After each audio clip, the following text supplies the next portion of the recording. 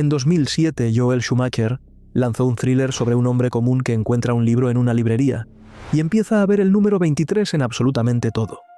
Placas de autos, relojes, fechas históricas, cromosomas, el ángulo de inclinación de los trópicos, la fecha de nacimiento de Shakespeare, la fecha de la muerte de Hitler. El número estaba en todas partes y cuanto más lo buscaba el personaje, más lo encontraba. La película se llama El número 23. Jim Carrey interpreta a Walter Sparrow, y la pregunta que el filme plantea desde la primera escena es simple y perturbadora. ¿Los patrones siempre estuvieron ahí? ¿O fue la propia mirada de Walter la que los creó? Nadie respondió esa pregunta en 2007. Nadie la respondió después. En junio de 2026 salió de la ficción. 2 creadores de contenido murieron en la colisión de 2 helicópteros en Río de Janeiro, Brasil. El argentino Gaspi y el estadounidense Oliver Tree. Y en las horas siguientes a la tragedia, millones de fans alrededor del mundo abrieron videos antiguos, clips, entrevistas y portadas de álbumes, y empezaron a encontrar señales que, según ellos, siempre habían estado ahí. Un número. Un helicóptero en una escena de ficción. Una frase dicha en una entrevista. 2 helicópteros con las hélices peligrosamente cerca en un videoclip lanzado meses antes del accidente.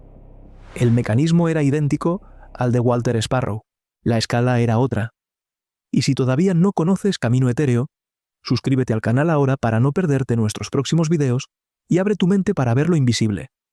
Para entender lo que pasó después del accidente, hay que entender de dónde viene el enigma del 23 y por qué funciona. En el siglo XVIII, un grupo llamado los Illuminati, de Baviera, fue fundado por un hombre que quería gobiernos laicos y libertad de prensa, y que financiaba sus actividades engañando a aristócratas, ricos con promesas de enseñarles magia. El grupo fue desmantelado accidentalmente cuando uno de sus miembros fue alcanzado por un rayo, y sus papeles fueron encontrados por las autoridades. Hasta ahí, nada sobrenatural. En los años 60, un grupo de contracultura estadounidense creó lo que llamaron internamente Operación Mindfuck, cuyo objetivo declarado era alcanzar la iluminación colectiva a través de una estrategia simple: confundir la percepción de la realidad de las personas a escala masiva. Un chiste filosófico tratado como proyecto serio. 2 miembros de ese grupo escribieron la trilogía satírica Illuminatus, una obra de ficción sobre una sociedad secreta que controlaba el mundo y hacía que los eventos históricos ocurrieran en fechas que de alguna manera siempre sumaban 23. Era sátira. Era literatura de contracultura.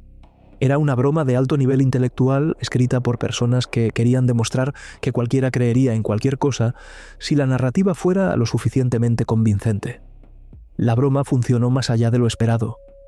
Mucha gente se la tomó en serio y empezó a buscar el número en todo, y lo encontró. Los trópicos de Cáncer y Capricornio están a 23 grados de latitud. Los humanos heredan 23 cromosomas de cada padre. Shakespeare nació y murió el 23 de abril.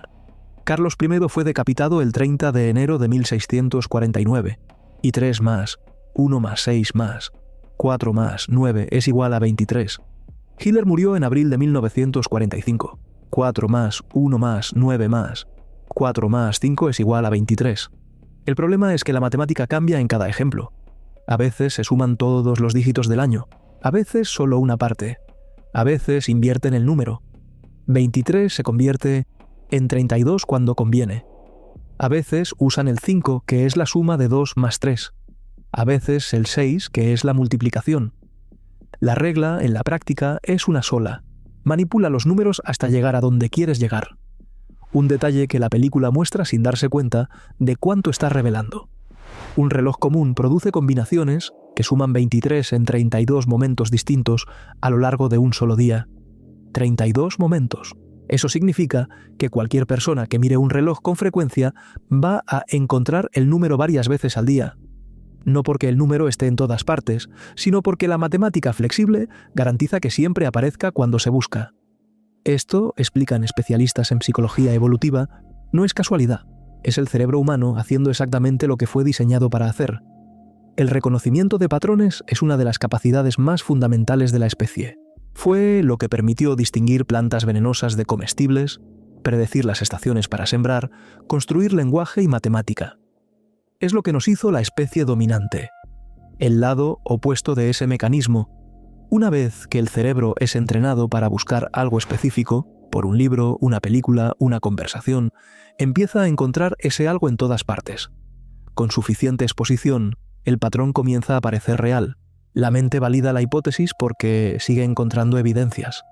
Y sigue encontrando porque la matemática es lo suficientemente flexible para llegar siempre al resultado deseado. Es exactamente lo que le pasa a Walter Sparrow en El número 23. Y es exactamente lo que le pasó a millones de fans después del accidente en Río. Las primeras horas después de la noticia del accidente fueron de shock. Las horas siguientes fueron de búsqueda. Usuarios en redes sociales de todo el mundo abrieron el catálogo de Gatsby y de Oliver Tree con un único objetivo: encontrar señales que explicaran lo inexplicable. Y las encontraron.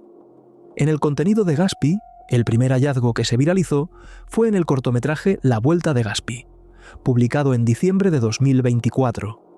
En una de las escenas, la secuencia numérica 0614 aparece visible dentro del plano. Ese número corresponde al 14 de junio, la fecha exacta del accidente. En la misma escena, un personaje se dirige al influencer y le dice que debe cuidarse. Las dos cosas al mismo tiempo, en el mismo frame. Después de la tragedia, el video fue visto millones de veces con ese contexto. Luego llegó Gatsby camino a la velada, donde un helicóptero forma parte de la narrativa del video. Con la colisión aérea como telón de fondo, la imagen adquirió un peso que antes no tenía. Y entonces volvió a circular una entrevista antigua, donde Gatsby fue preguntado sobre lo que creía que pasaba después de la muerte.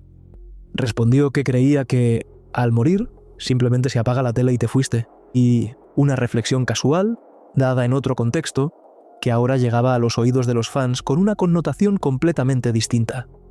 En el contenido de Oliver Tree, la pieza central fue el videoclip de la canción Flowers, lanzado pocos meses antes de la tragedia.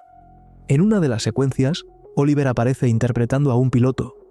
En otro momento del clip, dos helicópteros tienen sus hélices peligrosamente cerca. Como el accidente involucró la colisión de dos aeronaves, las imágenes comenzaron a compartirse masivamente, con la misma pregunta: ¿cómo pudo haber filmado eso meses antes?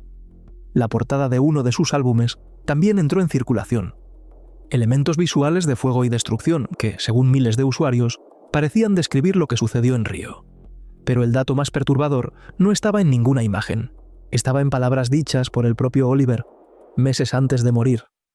En un video donde anunciaba la creación de una fundación para destinar los ingresos futuros de su música a becas de arte, dijo algo que hoy resuena de forma distinta. Los artistas tienden a valer más después de la muerte. Así que el arte seguiría generando dinero, sin importar lo que pasara. Una reflexión sobre legado y economía creativa, dicha por alguien que moriría semanas después. Ahora necesitamos tu ayuda. Dale like al video para abrir la opción de impulsar el video dando hype. Eso ayuda a YouTube a recomendarlo a más personas y contribuye al crecimiento de nuestro canal. Lo que les pasó a los fans de Gatsby y Oliver Tree tiene nombre clínico: sesgo retrospectivo. Es la tendencia psicológica que lleva al cerebro a interpretar eventos pasados como si hubieran anticipado acontecimientos que ya conocemos. Sabiendo lo que ocurrió, la mente reconstruye el pasado a la luz del presente y empieza a ver señales que, antes de la tragedia, habrían pasado completamente desapercibidas. El cortometraje con el 06614 fue publicado en diciembre de 2024. Entre diciembre y junio, ningún fan señaló el número como significativo. No había razón para hacerlo. El número existía en el frame, pero el frame no significaba nada más allá de lo que mostraba. La fecha solo adquirió peso cuando el accidente ocurrió y proporcionó el contexto para interpretarla. Es el mismo proceso que Walter Sparrow atraviesa en el número 23. Y aquí el paralelo va más hondo de lo que parece. El personaje de Jim Carrey tiene clínicamente trastorno de estrés postraumático con amnesia como síntoma central. De niño presenció el asesinato de su madre a manos de su padre. En su juventud, mató a su propia novia en un momento de colapso emocional e intentó suicidarse a continuación, sufriendo una lesión cerebral que borró 2 años enteros de su memoria. 2 años que nunca mencionó a nadie, ni a la esposa con quien vivió por más de una década. La obsesión con el número 23 no nace del número, nace del trauma bloqueado. La mente de Walter no puede soportar el vacío de esos 2 años. Entonces construye un sistema de significados alrededor de un patrón externo para llenar lo que no puede recordar. El diagnóstico incluye lo que la psiquiatría llama ideas de referencia, la creencia de que las coincidencias aleatorias cargan un significado personal especial dirigido específicamente a quien las observa. Cada detalle parece conectado, cada conexión parece confirmar que el patrón es real. Y entonces llega la revelación más perturbadora de la película. El libro que Walter encontró en la librería, el libro que desencadenó toda la obsesión, fue escrito por él mismo. Durante los 2 años que no podía recordar, Walter había escrito un manuscrito e intentado suicidarse. Un psiquiatra encontró el texto, lo publicó como novela en una única copia y luego se mató por miedo a lo que había hecho. Walter pasó toda la película siendo perseguido por una obra que él mismo había creado, sin tener ningún recuerdo de eso. El paralelo con el caso real es preciso e incómodo. Los propios Gaspy y Oliver Tree crearon el material que los fans después interpretaron como premonición, sin ninguna intención de hacerlo. El 0614 estaba en el frame porque alguien lo colocó ahí dentro de una narrativa de ficción. Los 2 helicópteros en el clip de Flowers existían porque el equipo de producción eligió esa imagen por razones estéticas. La frase sobre apagar la tele fue dicha en una entrevista sobre creencias personales, no como mensaje cifrado. Walter escribió el libro sin saberlo. Gaspy y Oliver escribieron las premoniciones sin saberlo. El mecanismo es el mismo. Lo que cambia es lo que hace la mente de quien lee, o de quien mira, con el material después de que la tragedia instala el contexto. Hasta aquí, todo lo descrito puede explicarse por la psicología. A partir de aquí, empieza lo que la psicología no explica. Cuando los investigadores rastrearon el helicóptero involucrado en el accidente, encontraron algo que no encajaba dentro de ninguna teoría de la coincidencia. La aeronave estaba registrada a nombre de una empresa llamada Turfic, Comercio de Frutas Lida, una empresa de frutas, no una operadora aérea, no una empresa de transporte ejecutivo, una empresa de frutas. El grupo viajaba como invitado en el helicóptero de un abogado cercano a las víctimas, lo que significaba que la aeronave no operaba como taxi aéreo comercial, y eso tenía una consecuencia directa. La obligatoriedad de la caja negra, el grabador de vuelo y de datos, simplemente no aplicaba. En julio del año anterior al accidente, las autoridades aeronáuticas de Brasil ya habían multado al dueño del helicóptero. El motivo, negativa a entregar los libros de contabilidad, las estadísticas y los registros de mantenimiento de la aeronave. Operaba en las sombras, ocultando información a los inspectores con regularidad. Los analistas de aviación explican que los accidentes aéreos rara vez tienen una sola causa. En aviación, se suele decir que por cada 9 incidentes, el 10º es un accidente, lo que significa que, teóricamente, al menos 9 fallas previas en el sistema preceden a cualquier colisión. Un vuelo irregular, una separación inadecuada entre aeronaves, una comunicación fuera del estándar, una desviación de ruta no comunicada.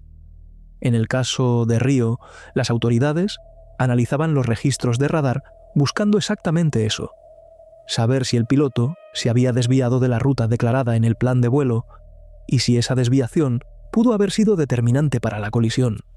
La investigación completa en Brasil tarda entre 2 y 5 años. El resultado podría demorar hasta 2030 en aparecer.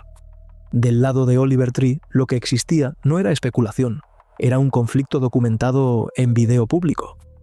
En abril, exactamente 2 meses antes de subir a ese helicóptero, Oliver había publicado un video anunciando la cancelación de su álbum y la separación definitiva de su discográfica. En el video detallaba: recorte brutal del presupuesto de marketing, abandono financiero total y un episodio específico.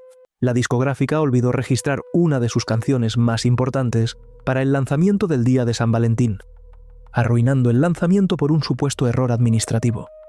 Debido a contratos que él describió como abusivos, la discográfica había retenido los derechos musicales de parte de su catálogo, impidiendo que otras canciones llegaran al público. Oliver admitió en el video que se sentía intimidado al librar la batalla legal para recuperar el control de su propia obra. Después de conseguir su libertad contractual, lanzó nueva música de forma independiente, inició una gira sin la discográfica y semanas después su helicóptero cayó en Río de Janeiro.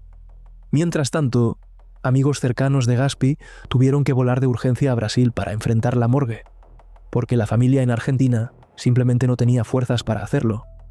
Y Ricardo Prim, el padre de Gaspy, que había abierto las puertas de su librería en Puerto Madryn incluso en medio del peor dolor de su vida, porque decenas de jóvenes no dejaban de llegar con los ojos rojos y flores en las manos, y en cada abrazo de un extraño sentía que estaba abrazando a su propio hijo.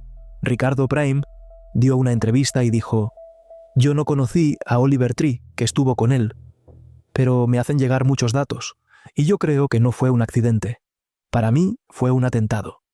Semanas antes del accidente, Oliver Tree había colaborado en una grabación con la creadora de contenido conocida como Malcriada. El tema era descrito por los involucrados como extremadamente delicado, una referencia directa a lo que llamaron Mr. Pixa, una alusión a redes de abuso sexual de élite, el tipo de asunto que raramente aparece en el contenido de entretenimiento sin consecuencias. El proyecto tenía estructura definida: 3 episodios, con Oliver sumamente comprometido en llevar el tema adelante. Solo el primer episodio fue publicado. El accidente ocurrió antes que los demás. Según información que circuló después de la tragedia, mencionada en investigaciones independientes, sin confirmación oficial, Gaspy se habría interesado en el tema al punto de querer sumarse para grabar un documental completo. El contenido de Gaspy había tomado una dirección más cinematográfica en los meses anteriores, lo que hacía esa colaboración coherente con su trayectoria reciente. La teoría de que ambos habrían sido silenciados antes de publicar ese material cobró fuerza cuando imágenes de las cámaras de seguridad del momento de la colisión salieron a la luz. Lo que muestran, según quienes las analizaron, no se parece a una colisión por falla técnica o niebla. Uno de los helicópteros avanza rápidamente hacia el otro, derribándolo sin que ninguna maniobra fuera posible, como si lo hubieran cazado en el cielo. El accidente no ocurrió sobre un campo abierto. Los helicópteros cayeron sobre un patio logístico repleto de vehículos eléctricos. Las baterías de litio de los vehículos detonaron en explosiones encadenadas. El fuego de litio es casi imposible de apagar. Se propaga en segundos y alcanza temperaturas que derriten el metal. Los restos de Oliver Tree quedaron en un estado irreconocible, sin huellas dactilares, sin rasgos faciales. La identificación, confirmada recién el 16 de junio, solo fue posible a través de odontología forense. Los peritos compararon radiografías dentales del pasado de Oliver con los fragmentos encontrados entre los escombros, milímetro a milímetro, en la mandíbula y en los empastes. Los dientes son la estructura más resistente del cuerpo humano, la única que sobrevivió al calor de ese incendio. Entre los escombros carbonizados, los peritos también rescataron parte del equipo del grupo: micrófonos y cámaras que pertenecían a Gaspy y Oliver Tree. Si estaban grabando, la evidencia de lo que descubrieron podría seguir viva en las tarjetas de memoria, que hoy están en poder de las autoridades. Nadie sabe qué hay en ellas. Si llegaste hasta aquí y sientes que todo esto tiene sentido, suscríbete al canal y activa las notificaciones, y no olvides darle ese hype al video. La película termina con una escena aparentemente banal.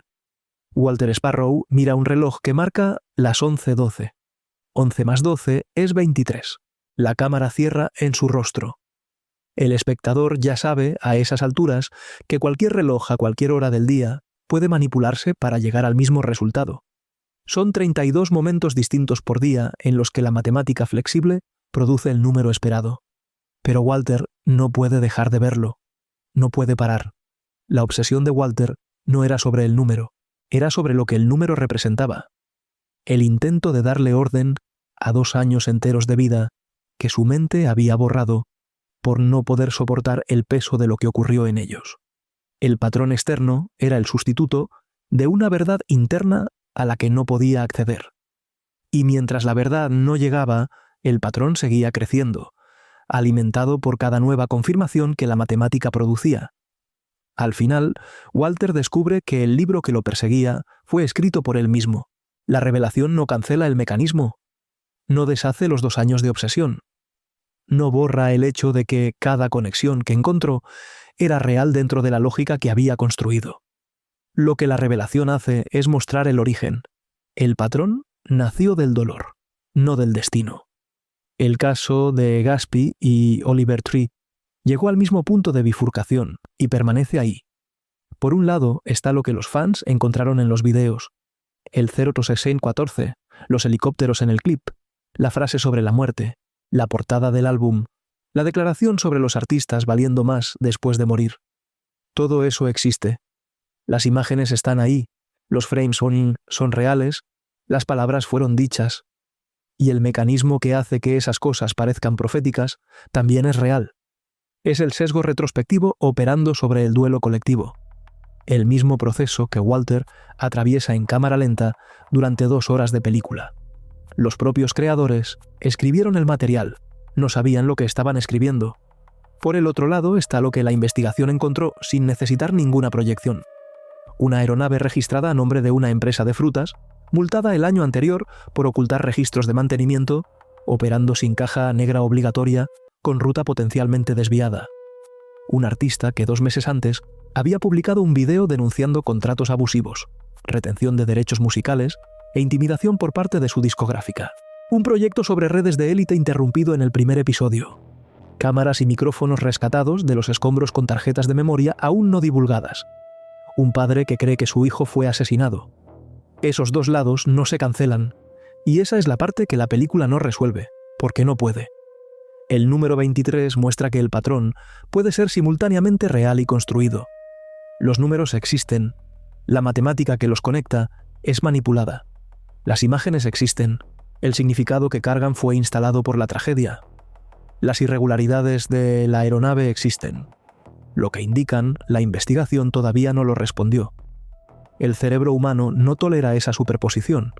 Necesita elegir un lado o construir una narrativa que una los dos en algo coherente. Walter Sparrow hizo eso y casi destruyó todo a su alrededor. La pregunta que queda no es si las coincidencias existen. La pregunta es qué hacemos con ellas mientras la verdad todavía no llegó.